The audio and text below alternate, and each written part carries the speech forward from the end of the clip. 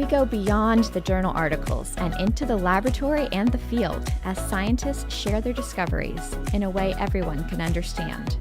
It's science explained. You're listening to Science Sound Off on Texas A&M Health Talk.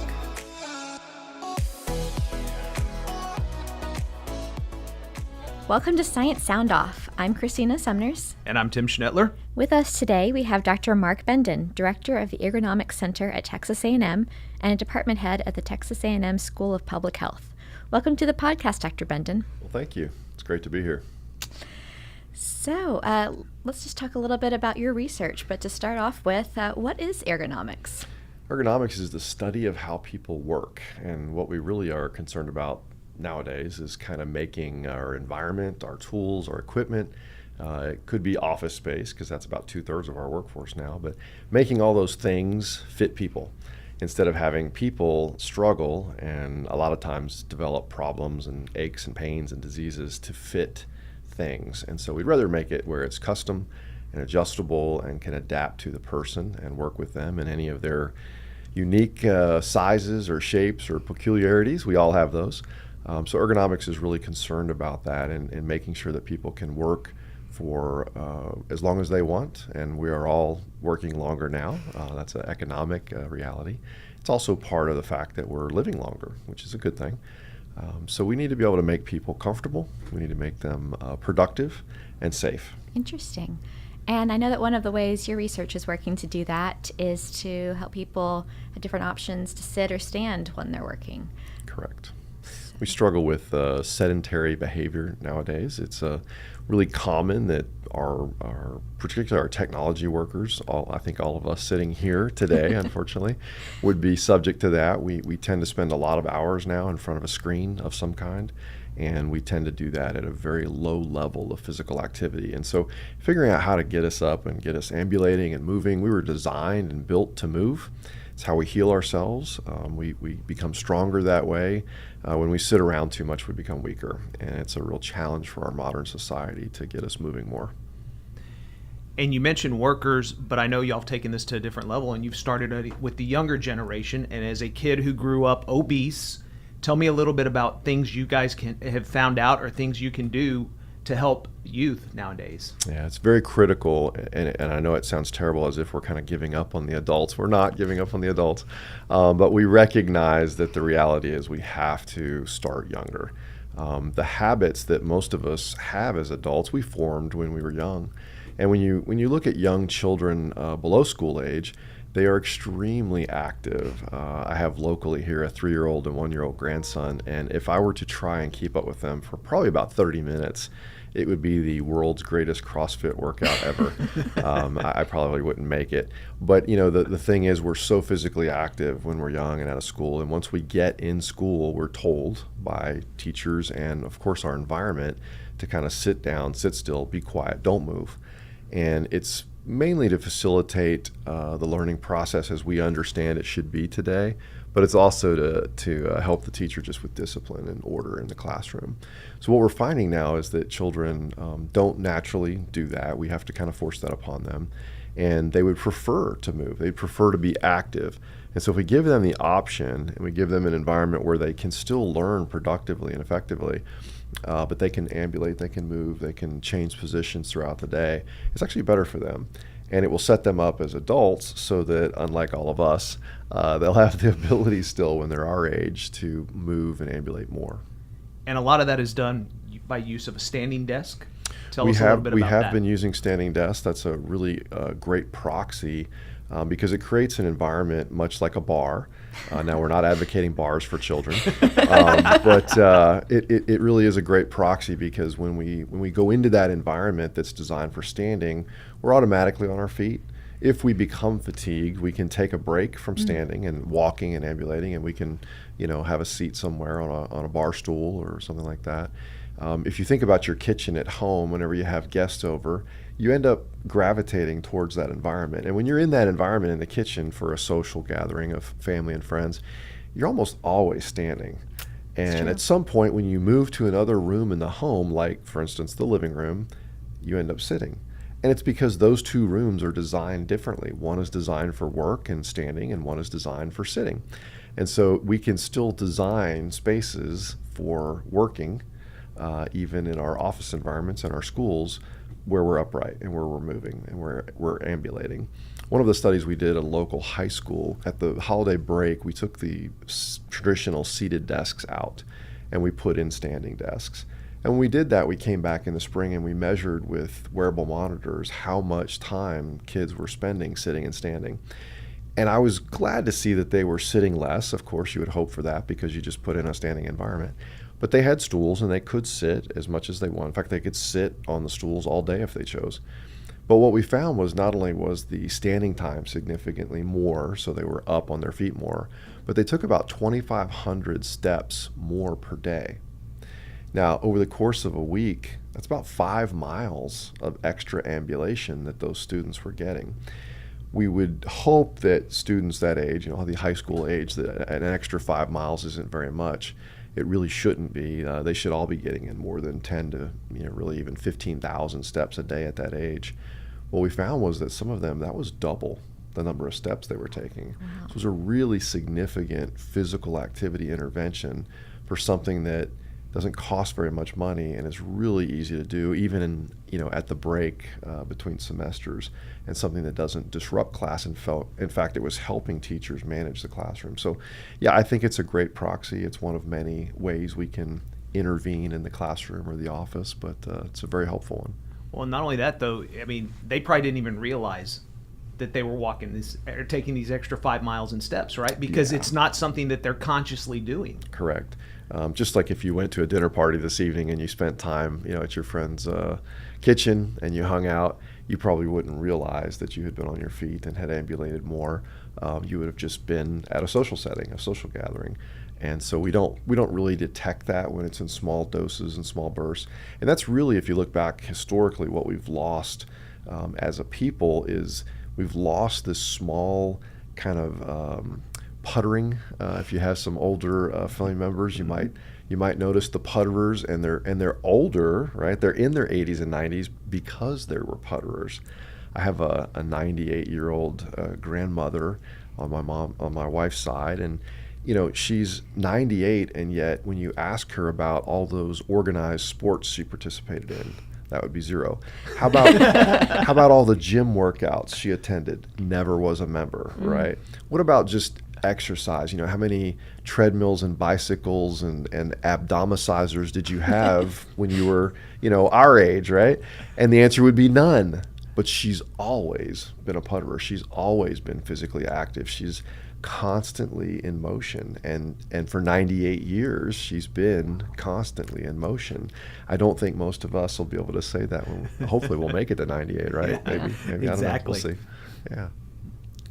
So you mentioned that these standing desks can actually help with classroom management. That kind of goes against people's intuition that maybe if kids can stand and move around, that would make them less able to learn and to focus. So what has your research found on that? So we've looked at this two different ways. One is the cognitive research on the brain, trying to understand through what's called functional near-infrared spectroscopy, or FNIRS. FNIRS is a proxy for MRI. It takes a look at oxygenated hemoglobin flowing through the brain. We can look at different regions. One of those regions, the prefrontal cortex, we can understand about focus and attention and alertness. And when we do that with kids that are sitting and standing, we see that increased focus and attention. Now, we can also take that kind of show on the road and get out of the laboratory and go to the classroom. When we get in the classroom, we can observe and watch what's happening with the children. Some children, particularly a lot of little boys, are very hardwired that they need kind of a brain and body connection. They need movement. And without that movement, without that fidgeting, without that wiggling and squirming, that a lot of times we as adults associate with kind of being off task, they're unable to get on task. And so if we kind of disallow them to do that, they really struggle with the attention. If we allow them to move, to wiggle, to ambulate, to be upright, they can dial in. They can focus on the work. In fact, a lot of those children that are diagnosed with something like ADHD or ADD, they will start referring to it as my desk. And they do that because they sense that item's ability to help them regulate. They want to stay on task. They want to behave. They want to stay with their peers and focus and not be a distraction to the teacher and the rest of the classroom. But they struggle with it. And so when we give them something like this where that environment allows them to stay on task, it's very helpful for everyone, including, of course, the teacher. Interesting. And so you also mentioned they're getting all these extra steps. Is that actually helping them stay physically fit and not contribute to the obesity problem in this country? So it's a real challenge, and of course, childhood obesity is a big issue. Just to kind of illustrate that point, if you look back to the 1960s when I was born, children born during the 60s in the U.S. had a 1 in 4,000 chance of developing type 2 diabetes. Okay. So that's not too bad of odds. You think, okay, 1 in 4,000, I'll take that chance. Today, children being born in the U.S. have a 1 in 3 chance. Wow. So it's a staggering difference. And of course, the biggest burden of why we're developing type 2 diabetes at such a higher rate is in fact obesity. And this inactivity that comes, that produces obesity.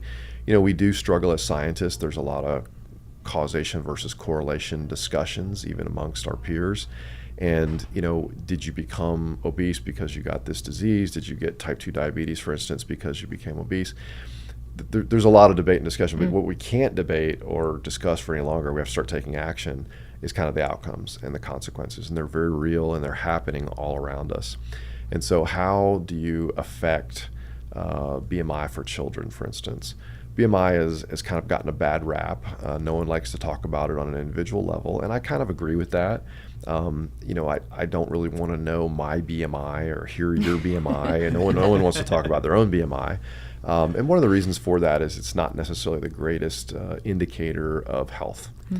However, at the higher levels, particularly the obese and the severely obese and definitely the morbidly obese, when we see those kind of BMI levels, we do see changes in people's health biomarkers. So their cholesterol, their A1C levels, we see challenges with their blood pressure, and all of those types of biomarkers. Once those start going in the wrong direction, then we see the chronic disease. So how do you affect a child on the obesity scale or the BMI scale? One of the things we did for 2 years was we installed the standing desks in classrooms in elementary schools, different classrooms, some with, some without. And we monitored children for 2 years and we watched their BMI. Now, if you know anything about children, their BMI should be going up. So they should start out as a 5-year-old, for instance, with maybe a 10 or 12 BMI, and they should end up as an 18-year-old with maybe an 18 to 24 level BMI. So it's normal for that to increase. Sure. What's not normal is for the slope of that trajectory to be very steep. We don't want it to go from 12 to 15 when they're very young to 30 when they're coming out of high school. So if you are, for instance, in Texas, a 13-year-old who is already in the obese BMI level, you have an 85% chance that that's going to be your BMI level as an adult or even worse. And so it's really incumbent upon us to start early, start young, help them stay active, help them keep moving, whether it's after school or in the classroom or at home. But we really need to work on our approaches. And a lot of that, unfortunately, ties back to parenting as well. And we have bought in as parents that there's some terrible force of nature or some bad person waiting out there for our children. So instead of kicking them outside like my mom did, to get out of the house and go play, we allow them to sit inside and in front of some kind of a screen. And unfortunately, it's become our nation's babysitter. And so we're really struggling with this as a country for how to encourage parents to allow outside play, outdoor play, movement, activity, regularly. And it's a struggle. There are a lot of competing things and competing concerns and worries and interests. But we are certainly at the point where we understand that not doing something is not a good option. So we've talked about the benefits for youth. Is it a lost cause for us adults? Are there benefits for us, or am I too far beyond? Do I have a lie detector hooked to me right now? It is a struggle for adults, and it's really, really tough for us to turn it around. I think if we're serious, right, the man in the mirror type of analogy, we really have to come to grips with the fact that this is This is a significant lifestyle intervention that we need for adults. So we have to change 24/7 the way we think about health. We can't just rely on what I call sick care, which is diagnostics and treatment. Right. And by the way, if you're sick, the United States is the greatest place to come or be to get diagnosed or to get treated. But if you would like to stay well, if you would like to prevent chronic disease, the United States is a tough place to live. Unfortunately, our lifestyle and our food, both the quantity and the type, highly accessible, very inexpensive, and in great quantities, combined with low physical activity. This is just a recipe for disaster for our human form. So how we get people to change all of those things, and it includes sleep. Sleep is a really significant health issue in our country. We're not getting enough quantity and enough quality sleep. That's a big deal for us as Americans. One of the reasons is the little blue lights blinking everywhere and the devices going off and the text messages and snappy chattygrams and whatever else comes in. All of those things are really combining to take a toll. So it's a big question. I would love to sit here and say, yeah, of course we're not lost causes. We can all be redeemed and fixed. But really, if I'm being honest, the best we probably can hope for as adults is that we come to some sort of stasis. We sort of maintain. We don't get worse. That would be an amazing win. Most American adults during their working career, they gain 2 to 5 pounds per year during their 30-year working career. So if you do the math, anywhere from 30 to, we won't say, 100 plus pounds during their working career. So, if you are on the 1 pound per year gain and you come out of college or high school at a reasonably normal weight, you're probably looking at a retirement where you can still be active and healthy and not have a lot of chronic disease. But if you are on that 2 to 4 to 5 pound average per year, even if you only did that for a decade or two, the health consequences long term for you, you are literally shortening your life expectancy. So if we could get adults to just kind of maintain, we don't need yo-yo dieters, we don't need everybody binging on this or that and this new craze or taking this new pill or eating this new caveman food or whatever it is. We're all, every day it's something else, usually out of California. But we don't necessarily need those things. What we need to do is kind of maintain where we're at and maintain that level and not continue to grow horizontally.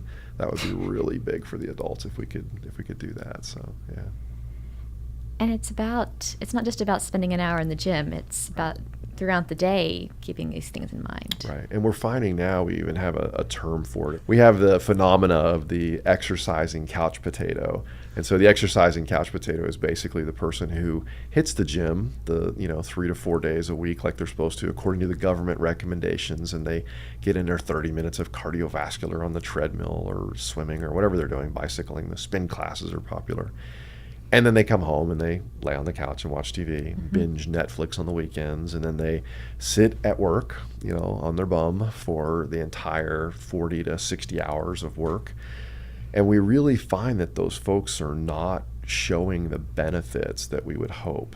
And the reason is because so much of the rest of that waking hours they spend, the other time during the week, is really inactive, really sedentary. In fact, our wearable devices are very sophisticated that we put on people to track this kind of stuff. And they have a hard time differentiating between you sitting at your desk at work and you asleep at home in bed. The physical activity levels are really close. They're about the same. And unfortunately, when you're sedentary and upright and awake, you're not getting the restorative benefits that you get from being fully reclined and sleeping. So there's some challenges for us as adults, and again, it's that ugly conversation with that person looking back in the mirror that you have to have, but they're very real as far as the health outcomes if we don't turn this around. So from your research for office workers, are stand optional desks effective at helping to get people moving? So we've recently begun looking at a couple of different types, and so one of the reasons is that when you do these interventions, you have to also go back and find out if in fact they work. And when we put in one of two types, either a stand biased workstation, which is like your kitchen counter I described, or a bar, versus one that's called sit to stand. And so those are electric usually nowadays. They basically at the push of a button, you can go from seated in your chair to standing at your desk and continue to do your work. They are great for ergonomics. They're very adjustable, so that's nice. Mm-hmm. You can fit a wide range of people and make them comfortable no matter what size or shape they are. But the struggle is, believe it or not, we still have to do something. We still have to take action. We still have to push the button. And so it's the same thing with the gym that's down the hall at work, right? And you walk by it every day on your way in and out of the office, and you don't go in and you don't use it. A lot of this comes back to behavior. We have to choose to use that device. And so when we look at sit-stand devices on the marketplace today, they're becoming very common, very widespread. In fact, they're almost an expected work benefit for a lot of the younger generations. And so when you look at the effectiveness, we have to ask, how often do people push the button when so equipped? And so we've been doing that now for 2 years. We've been tracking about 900 workers between California, Houston, and even 500 in Australia. And we've been looking at these workers electronically to see, with the electronic desk connected to their computer and tracking software installed, how often do they use it? How often do they really? Because when you ask people lie, by the way, when you ask people, how often do you use your electric desk to sit and stand? The answers come back with something like this. Oh, all the time. Oh, I love it. It's great. Oh, lots of times. And then when we walk around and we look in the offices, they're unplugged. The surge protector's been tripped. They don't, they're not. There's a dust line on the wall. There's pictures that would be scraped off if they ever moved it up. And so the reality is, a lot of them, we found in our research, over half of those equipped never push the button. Wow. So when you look at that and you say, okay, over half are not doing it all. How about the other half? Well, they're not doing that much better. There's very low percentage of those people that are occasionally or infrequently using the desk. So participation's low. So one of our questions was, with so many of these out there, could we impact behavior through the electronic devices, which some would argue are part of the problem? And the answer is yes. So we put computer prompts in. We did this for months and months and months, and we watched as people were receiving prompts through their computer screen to take a break from sitting, or if they've been standing for too long, to take a break from standing. So in other words, to change positions, to move frequently. And the long and the short of the story is that the computer prompts work, and they work over time. They do just like the sit-stand desk when they're first put in. They work really well the first month. And there is a little bit of a drop-off, but the levels maintained by workers using computers equipped to remind them to take a break and change their body positions, they do sustain. They are better with the computer prompts. So it seems like we might need some electronic help, some nudging, that little electronic whisper in our ear to kind of help encourage us to do things. It's also very situational. So for instance, I mentioned the gym down the hall at work. If I'm at work and it's about 9 a.m. and I've been there grinding out, maybe I just came from a stressful meeting and I'm busy, and suddenly my electronic assistant says, "Hey, Dr. B, it's time for take a break. Why don't you go down to the gym and work out?" I'm kind of angry at it, a little bit annoyed, because first of all, I have a meeting at 9:30. I can't possibly go change out, get sweaty, work out, do my thing, right? It's very inconvenient. And so we're probably in a lot of our things today a little bit at that electronic hourglass kind of level, sort of an unsophisticated, uneducated, uninformed level of reminder, the egg timer. But what these newer devices are able to do now is they can figure out your schedule. They can know when the timing's right. So if I was on my way out the door, I had a tough day, there was an opening for the next 2 hours in my schedule, and my device knows I'm going to go home and watch Netflix for 2 hours, right, with my microwave TV dinner or whatever. So if that's the case, then that's the right time to give me a nudge and say, "Hey, it's right there. Just hang her right, right? That's the good time for okay, now, yeah, I guess I'll stop. I need to do that, right? I know I need to do that, and there's no other reasons or excuses in my way. Now is a great time to remind me." So these devices, probably over the next 5 to 7 years, will become more and more sophisticated. It's a little scary, right? It's a little Orwellian for us to think these devices are listening to our conversations. I hate to tell you all, they're already doing that. Yeah. They're figuring out what's happening with the people around us. They're listening not only to what we say, but how we say it. So my voice tone and intonation and inflection, how excited I get, right, on a certain topic, that matters to these devices, and they're starting to be able to pick up on that. So as these patterns develop and emerge, these devices will understand when I'm stressed. They'll realize when I'm upset. They'll realize when I'm angry.